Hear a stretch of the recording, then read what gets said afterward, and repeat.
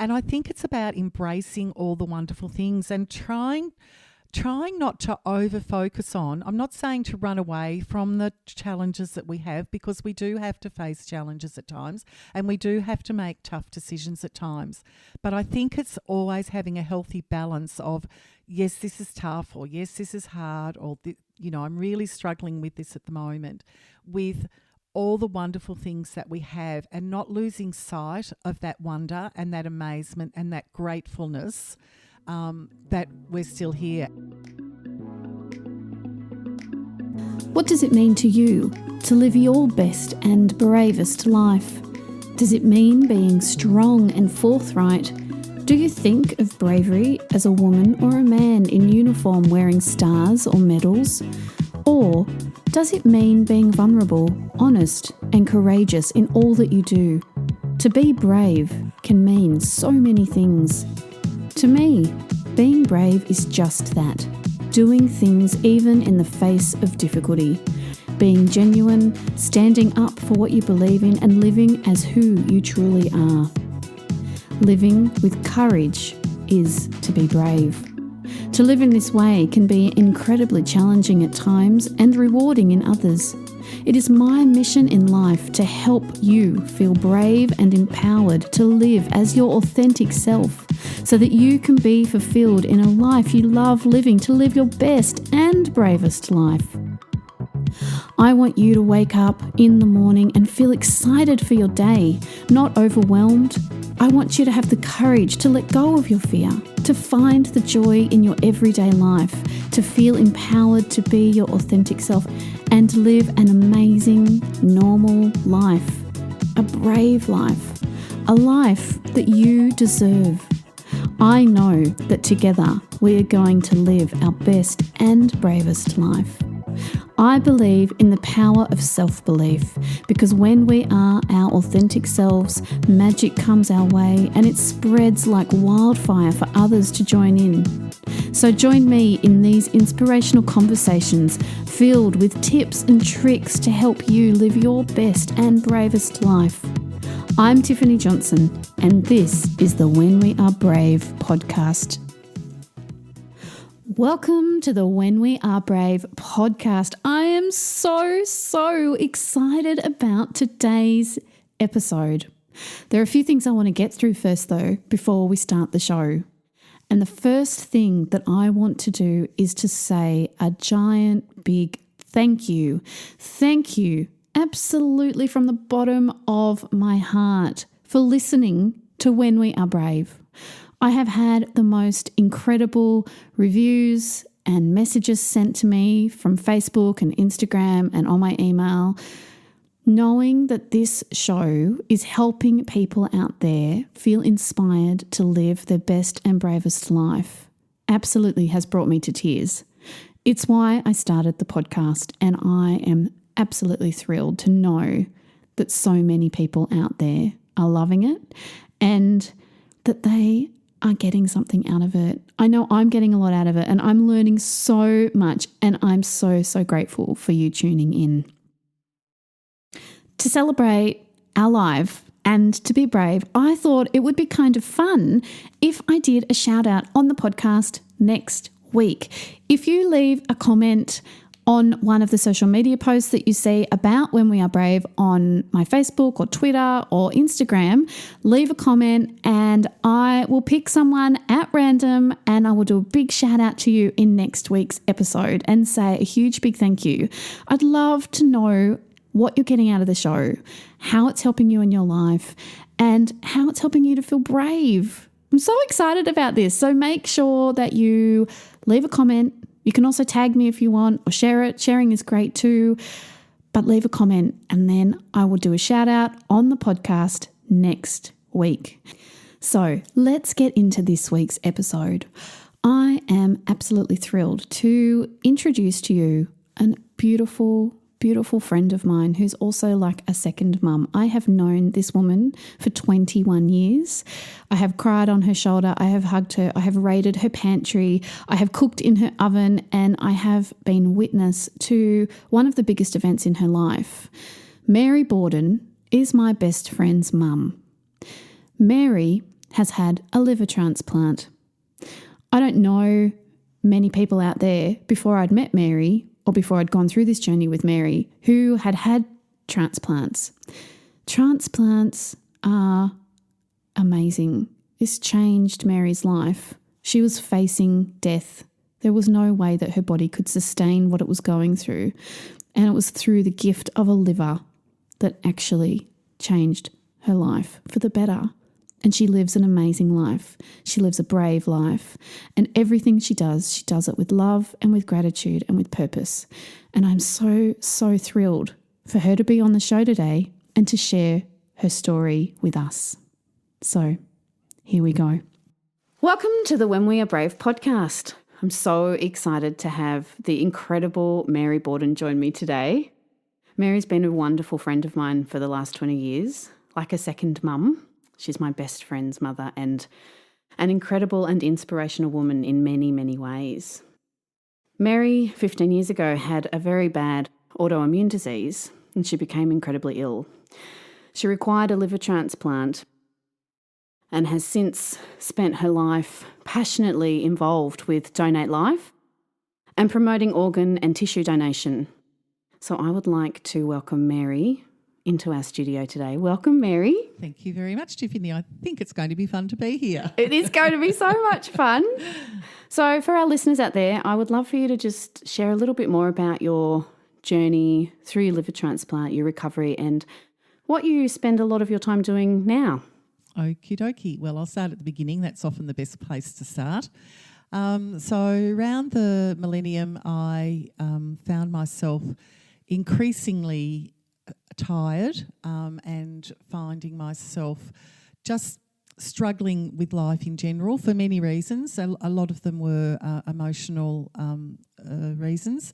I'd had a marriage breakdown and also my daughter Cassandra and Tiffany, as some listeners will know, had been involved in a very tragic accident in Switzerland. And so there was a lot going on in my life. I was really, really tired. And I put all that down very much to just life and the struggles that we were all going through. And I'd started a new job at a school and I was really excited to be there and really looking forward to forging ahead and you know, putting the not behind the past behind, but moving forward and making decisions again and feeling stronger about where I was heading. And I suddenly was aware that something was very wrong with my body and that I probably should go and seek some medical advice, which I did quite dramatically. Is that just because of the constant exhaustion? It was the constant exhaustion, but on this particular day, I'd had what is called a melena. Do you know what a melena is? No, tell our listeners out there what a melena is. This is very personal, but it's actually a black stool, a black poo. All right, okay. So those of you out there, if ever that happens to you, go to the doctors straight away and get it checked. Yes. It's not normal. No, and I knew that it wasn't normal. I knew that something was wrong, but I didn't realise how serious it was. And in fact, I went to school that evening knowing that this had happened and told a colleague who immediately urged me to speak to a parent who was a doctor, who immediately said, I think you should leave now and go to the hospital. You're not very well. And I said, I'll do it in the morning.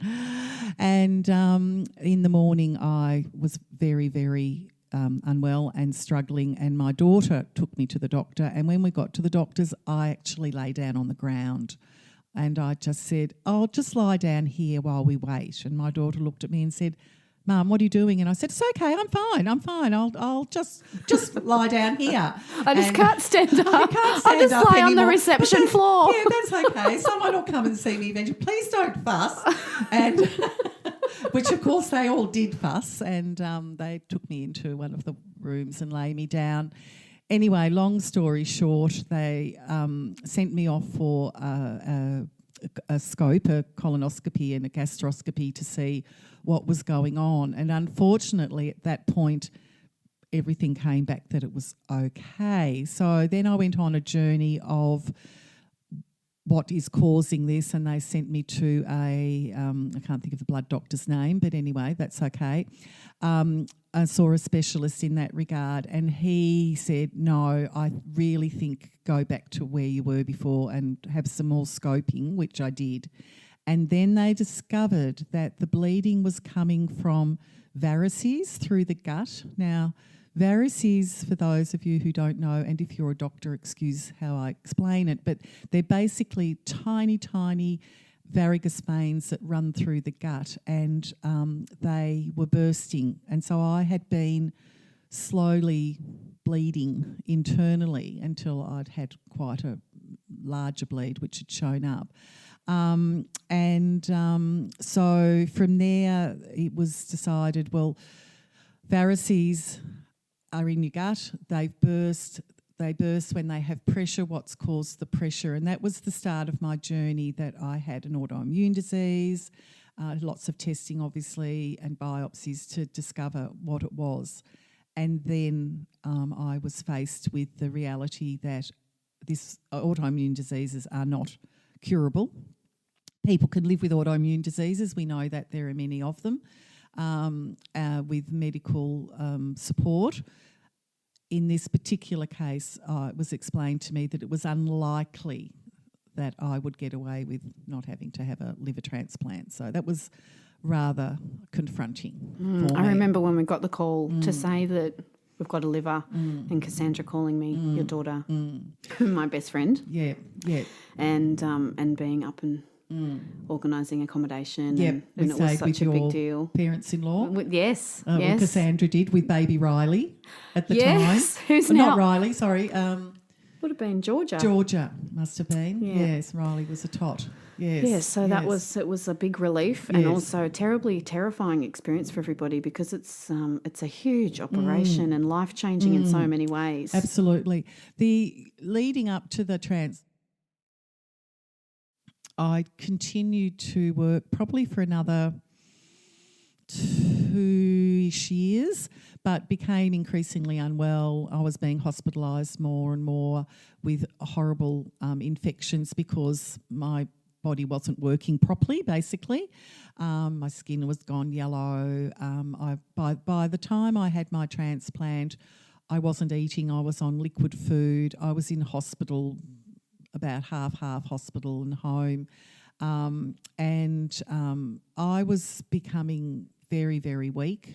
Some days it really struggled to get out of bed. So life was pretty tough. So the day that the call came for me to have my transplant I was actually really excited.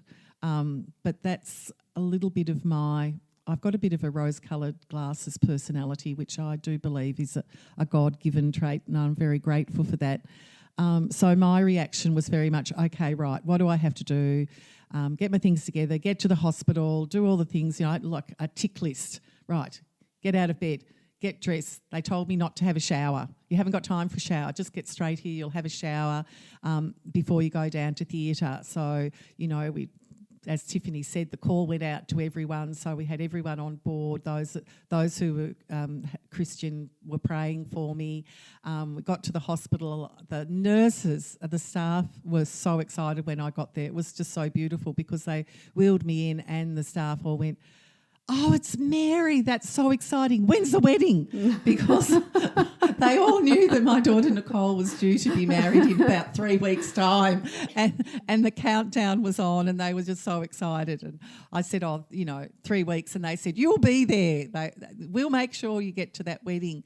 So I was actually really excited, and we had communion together as a family, and then they took me off. And I think the fact that it was so fast was in my favour because I didn't have much time to really get any great anxiety about it. And in fact, the family all say that I was quite freaky because I was like I was going to a party. I'm going, "Oh, wow, this is exciting." Well, you knew life was about to change for the better. That's right. See you later sort of thing. But I did have a moment when we got down to theatre. The pastoral care worker was with me. His name was Lucas. And I looked at Lucas and the little girl in me came out and I said to him, "Please don't leave me," as we were waiting. And he said, I promise you, Mary, I won't leave you and I will be there with you and I will be going back and forth to the family, keeping them up to date with what's happening. Wonderful to have that support. Oh, absolutely. Because I mean, obviously the hospital know that this is how people are going to be. They know better than us because they deal with it all the time. And I guess they deal with every sort of consequence. Some people could be terrified and crying. But for me, my overall feeling was, as Tiffany just said, this was the beginning of a new life and I was getting rid of that bad part of me, if you like, and getting something new. Mind you, I didn't know how hard it was going to be until afterwards, but let me tell you, it's been worth every moment of despair and pain and anguish and worry over the years. As I say, I've had nearly 15 extra years of life, so I'm not going to complain about all the bits and pieces in between. We're all very happy with that, and as are so many people who are part of the transplant community. Yes. So a lot of our listeners won't know that Mary is part of an amazing community in the Transplant Australia Transplant Games, which is actually worldwide, and we have amazing people, individuals such as Mary, who participated in the games, where they all come together and celebrate their years of life, the fact that they have been so incredibly lucky to get the organs and the tissue that they've needed. So do you want to tell us a little bit about what it has meant to you to be part of that community and how you live your bravest life now, and how after that recovery of now finally having all this incredible opportunity in front of you to do all the wonderful things that you do? You're right, Tiffany. It has been amazing. And to, there are times like right now when Tiffany's just said all of that where I could just about cry, and I find myself I almost have to pinch myself to believe that this is the life that I am leading. It's just so incredible to have come from a point where in your life where, you've possibly got another 12 months you might last, so to speak, to having a very full and active life. So the Transplant Games are run by Transplant Australia. In Australia itself. There are World Games as well that we are able to go to. I've been to one, but I'll focus on the Australian Games because that tells the story for both anyway. So when I first had my transplant, the staff said to me at the Austin Hospital, I pay tribute to the Austin Hospital and all the wonderful work they do, said to me, Mary, you would love the Transplant Games. And I went, what? Games? Like me, I'm not sporty. Really. I mean, I was house captain at school, but that was because I was popular probably more than anything. But and I was just, played on the edges of sport. Anyway, the first games, as it happened after I had my transplant, they're every 2 years, were in Geelong. So my family and I all went down to Geelong and we rented a house and we moved down there. And I played Scrabble because, well, I can speak and talk and spell, and surely that would be safe. And then I went around to all the different games and observed it. And as I walked around, I thought, I can swim to the end of a pool. I can walk. I could throw a shot put. I can bowl. And I realised that the games, for some people, the games are very much, they are returned elite athletes, or they've become elite athletes through their determination to make their renewed life active, particularly those who have had these sorts of illnesses since childhood and have never been able to participate in any sorts of sports for years and years and years. So there are those, but I would say there are more of us like me who go along to support one another, to share our stories, and to have a lot of fun, to challenge ourselves, to put our best forward. And I describe it as a sporting carnival rather than a games, because that's what it is. It's a real celebration. It's showcasing to the world that we not only have life, but we use that life really well, and we put ourselves out there and we throw ourselves at whatever comes our way, and have quite a tenacity about it. And it's really exciting to be in that community and get that feeling. And it's wonderful too to be able to support the newcomers who, like I was at the beginning, are finding their way and they're not really too sure. And, a lot of us go out of our way to go and find those people. Oh, I haven't seen you before. Where are you from? When did you have your transplant? Oh, how are you going? And that can just make such a difference to another person to know that they're part of a wider community. And look at all of you. You're all really well and you're all really active and you're all really, wow, this is what's ahead for me. So it's an absolutely fabulous event run every 2 years. Next year will be in Launceston. How exciting. First time for Tasmania. So it is very exciting. That is wonderful. And so wonderful to embrace each other. Absolutely. So important. That's what it's about. It's as much as, look, you know, we come home with our medals and it's really exciting, and my grandchildren love it when I come home with my swath of medals. But and it is lovely. I mean, of course it is, because we all have that little part of us. But to be really honest, the best part of it is the buzz you get of being with other people and sharing their stories and embracing the lives we have with all its ups and downs.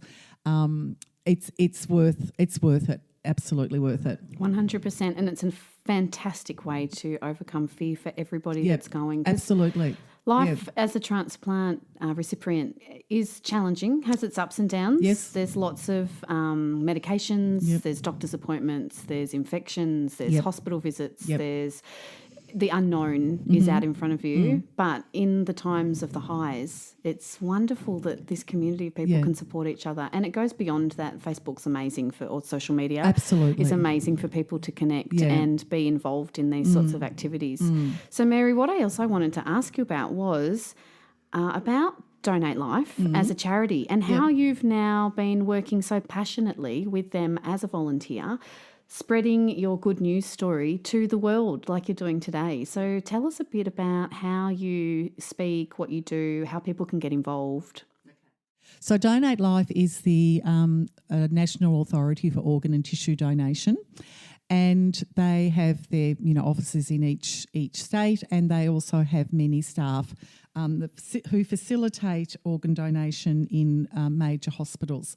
My part of Donate Life is supporting them in community events. So it might be at the Royal Melbourne Show, the Victorian Schools Expo for VCE, or all sorts of football, rugby, basketball, all different events that Donate Life buddy up with, going along to those and handing out forms, talking to people, encouraging them to consider organ donation. I also do speaking to groups in the community, quite a lot of Probus, Rotary, Lions, that sort of thing.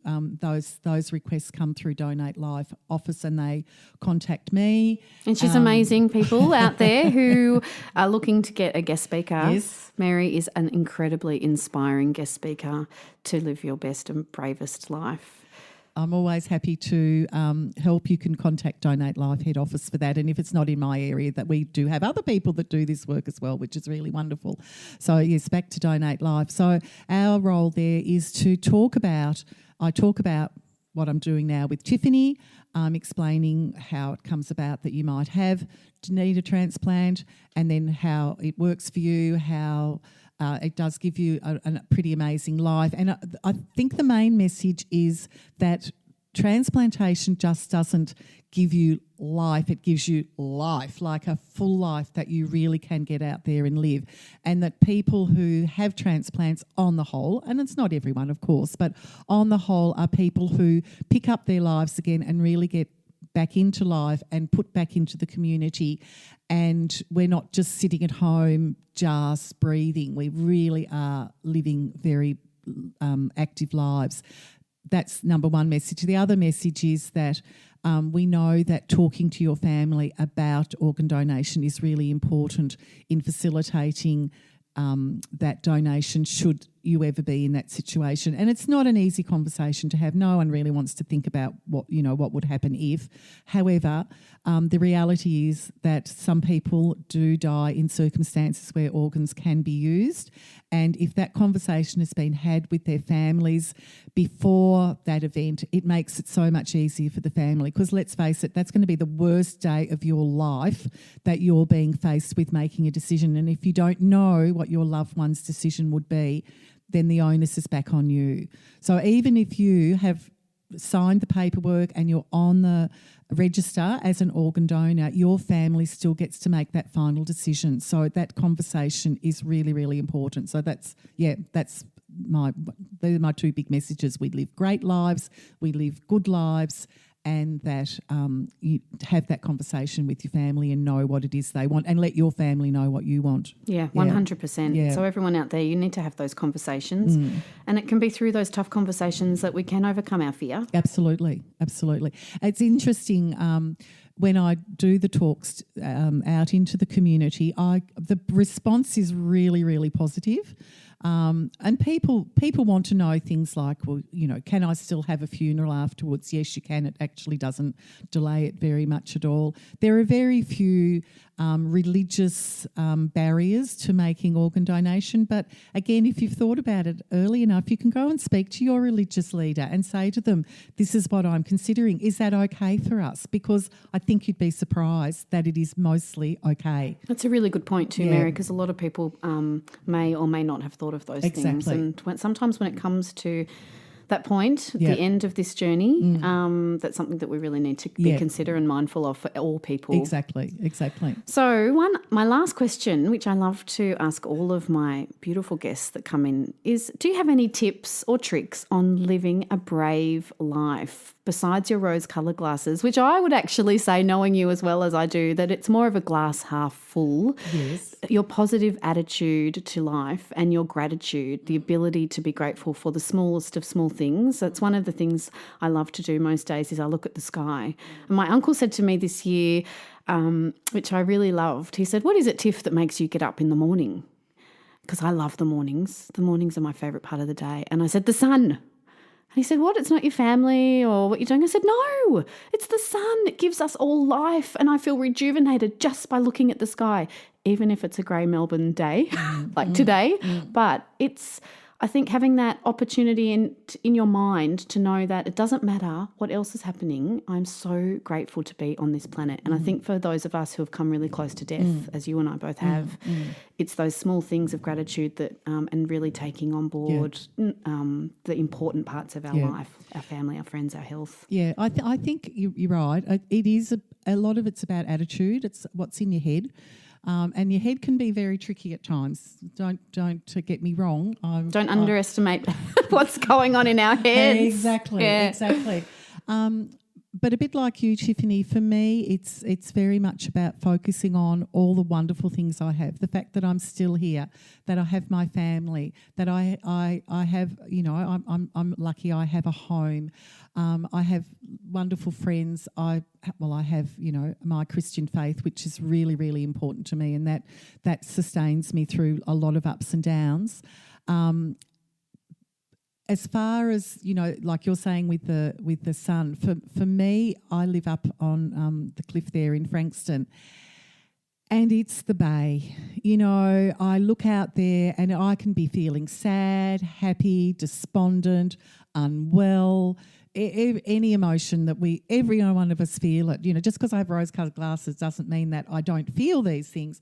But I look out there and I think, wow, look at that. How amazing is that? Today it's grey. Today there's white tips on the waves. Today there's 3 ships coming through. Oh, look at those bobbling little fishermen out there. Look at the diamonds on the water.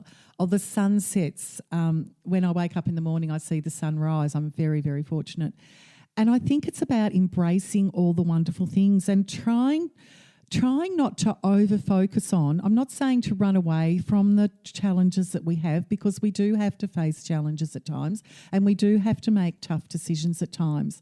But I think it's always having a healthy balance of, yes, this is tough, or yes, this is hard, or, I'm really struggling with this at the moment, with all the wonderful things that we have, and not losing sight of that wonder and that amazement and that gratefulness that we're still here. And in our transplant community, that's very much the case. I've had, as Tiff knows, a pretty hard year this year health-wise. But as my friends would all say, and it's sort of a little bit flippant in a way, but it's so true, oh, well, at least we're here to experience it. Absolutely. I woke up this morning, yes, win. Yeah, that's right, exactly. You open your eyes and go, okay, I'm here. What am I going to do with this day? And some days it may be that you say, today is a day that I'm going to take things quietly at home.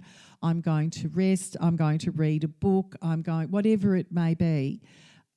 But I think it's really important that you don't let those days outweigh the days that you say, okay, yeah, I'm a bit tired, but I'll have a rest this morning and then I'm going to. And really try to get that balance and try, even if it's a phone call. I find that sometimes when I'm home and I'm having a day where it is just a little bit harder, I'll call a friend and have a chat. And sometimes that call turns into, well, do you want to pop round for a cuppa? And they've got a bit more energy than me, and they'll call around and have a cuppa. And before you know it, the day's just on and off, and you've put that behind you. So I think you do need to sometimes have some plans of how you're going to work through those tough times. And the other thing I say is, remember when you're having those tough days to say, I say to myself, that's okay. I've had these days before. And guess what? They don't last forever. And I think that's where you come unstuck. You think, oh no, and you drag yourself down rather than saying, that's okay. I've been in this place before. It's not going to be forever. I know that tomorrow's going to be a better day. I'll plan something to make tomorrow a better day. And you do have to work at it sometimes. Some days it comes easy. But some days you do have to work at it, and that's when you have to be brave and courageous and put one foot in front of the other and just go, I'm going to give this my best shot. It mightn't be the best I can do forever, but it's the best I can do right now, and I'm going to take that step forward. That is the best advice, Mary. See why she's like my second mum? She's amazing. She is amazing. Thank you for sharing all of those tools. I'm sure that they will help our listeners greatly. Thank you. It's been much more fun than I thought it would be. It's not been so terrifying after all. So thank you. Thank you, Good luck Mary. to everybody. Good luck to all of you. Thanks, everybody. How amazing is Mary? She is so full of life, so full of inspiration, and so many incredible tips on how we can all live bravely every single day, the hard days and the good days, every day. Mary's in my Facebook group, Braveheart. So if you want to connect with her, go into that Facebook group and join. And you can connect with Mary, and you can connect with so many other amazing individuals who are all doing their best on any given day and leading their best and bravest life. Living as their authentic selves. It's full of amazing tips and tricks, just like the podcast show. So make sure you head over to Facebook, into the Facebook group, Bravehearts. If you would like to lead a brave life, if you would love to feel empowered in who you are, if you're ready to start your journey of brave, then I have the perfect thing for you. It's my new guided journal called My Journey to Brave. It is beautiful. It's full of incredible inspirational quotes, affirmations. It's fully guided. It will take you on your journey, and it is your tool to live a brave life. I'm so excited and incredibly proud of this journal. Journaling has been a huge tool for me in my entire life. I know lots of people on the show talk about journaling, but for me personally, it really helped me overcome my fear. It helped me move through the hardest times in my life, and I still use it every single day. Well, most days. And this journal is the perfect tool and the perfect step for you to live your best and bravest life. So make sure you go to my website, tiffanyjohnson.com.au, and you'll find it in the shop on the website. So if you would like to know more about me or connect with me, go to my website, tiffanyjohnson.com.au. You'll also find a link to my book, Brave Enough Now. And if you want to know my backstory, that is the book for you. It's all about how I ended up in Switzerland and how I survived Switzerland's largest ever natural disaster. It's my journey to brave. So I hope you enjoy that. It's on my website, tiffanyjohnson.com.au. And if you've enjoyed this episode or any of the other episodes on When We Are Brave, make sure you subscribe so that you don't miss an episode. And don't forget, leave a comment on Facebook or Instagram or Twitter, anywhere you see a post about the podcast this week, When We Are Brave, and I will do a huge shout out as a thank you for listening to the show. I can't wait to hear what your comments are about how you're living bravely in your life and how When We Are Brave is helping you feel inspired and empowered to live as your authentic self. So, my friends, be brave and live your best and bravest life.